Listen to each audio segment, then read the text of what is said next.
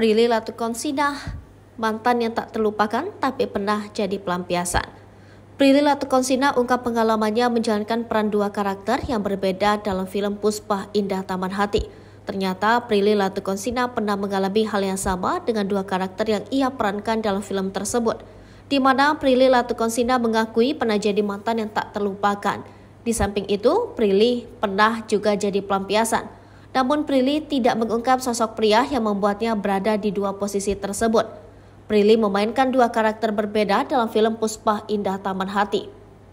Dalam film tersebut, Prilly berperan sebagai Ratna dan Marlina. Ratna merupakan mantan kekasih Gali, sedangkan Marlina adalah kekasih Gali saat ini.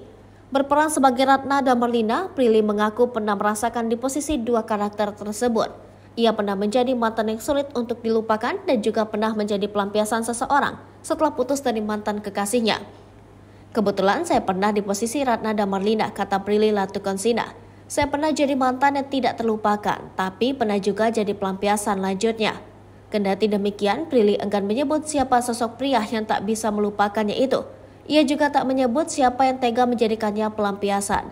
Namun diketahui, Prilly dikabarkan pernah menjalin hubungan dengan Aliando. Adapun film Puspa Indah Taman Hati dijadwalkan tayang pada 31 Agustus 2023.